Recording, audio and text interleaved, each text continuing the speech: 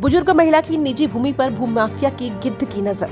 भूमाफिया ने न्यायालय के स्थगन आदेश के बावजूद जारी रखा अवैध निर्माण। बुजुर्ग महिला पहुंची एसपी साहब के पास। अपनी निजी भूमि को स्थानीय भूमाफिया और कथित कांग्रेसी नेता जितेंद्र सिंह से कब्जा मुक्त कराने के उद्देश्य से बुजुर्ग महिला ने पुलिस अधीक्षक से फरियाद लगाई है। महिला का कहना है कि तहसील और सिटी कोतवाली थाने में उसे अपेक्षित सहायता नहीं मिली। अब आप ही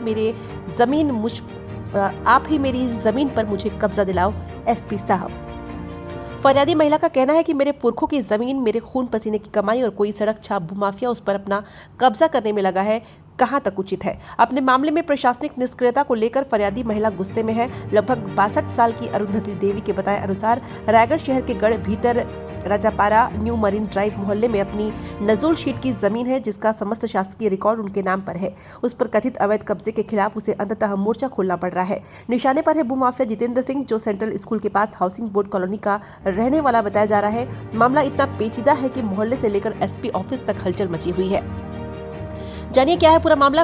बात शुरू होती है नजूल शीट नंबर 56 प्लॉट नंबर 219 से, जो 175 वर्ग मीटर 1884 वर्ग फीट की जमीन है। यह जमीन अरुंधति देवी और उनकी बड़ी बहन जयमल देवी के नाम राजस्व रिकॉर्ड में दर्ज थी। जयमल देवी का 2018 में निधन हो गया और तब से अरुंधति नानी अकेली इस जमीन की मालिक और रखवाली कर रही है। नानी ने बताया कि मैंने तो नजूल अधिकारी के पास अपनी बहन का नाम रिकॉर्ड से हटाने के लिए अर्जी भी डाल रखी है, जो अभी विचाराधीन है, लेकिन उससे पहले ही ये जितेंद्र नाम का भूमाफिया आधम का 26 मार्च 2025 से कब्जे का ड्रामा। अरुंधति नानी के मुताबिक 26 मार्च 2025 को जितेंद्र सिंह ने उनकी जमीन पर धावा बोला, बांस बल्ली तोड़कर, नींव खोदकर और दीवारें खड़ी करने का खेल शुरू कर दिया।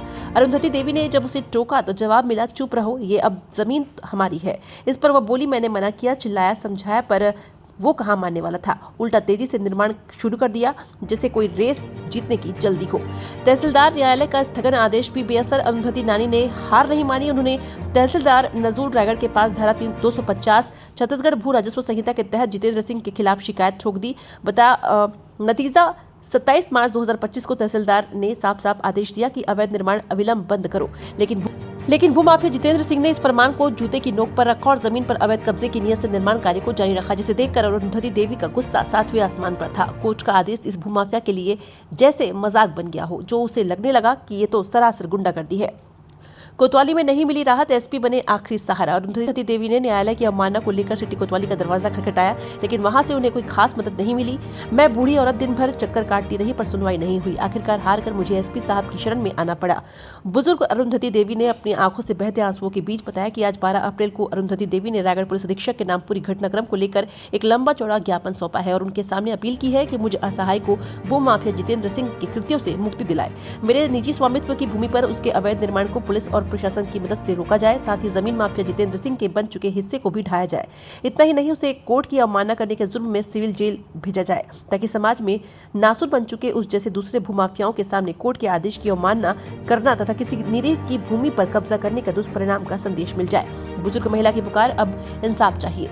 अरुंधति देवी का कहना है कि अगर निर्माण नहीं रुका तो उन्हें कानूनी पचड़ों में उलझना पड़ेगा और उनकी मेहनत की कमाई डूब जाएगी। मैंने ये ज़मीन अपने बच्चों के लिए संजोई थी, अब कोई आए और ये छीन ले, ये ठीक नहीं। एसपी साहब के माध्यम से मुझे न्याय नहीं मिला तो मैं आने वाले दिनों में कलेक्ट्रेट ऑफिस के सामने आमरण अनशन पर बैठूंगी। अपने बच्चों के हक की लड़ाई के लिए मैं आखिरी सांस तक लड़ूंगी।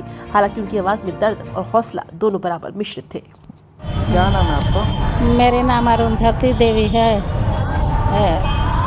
क्या मामले को लेके थाना गए थे, फिर एसपी ऑफिस आए हैं?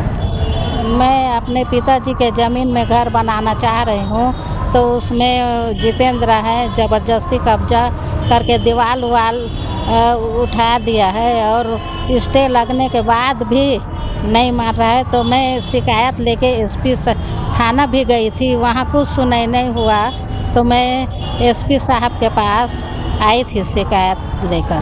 कौन कब्जा कर रहा है? जितेंद्र सिंह कर रहा है और जयमाला दे। क्या बोला जा रहा है?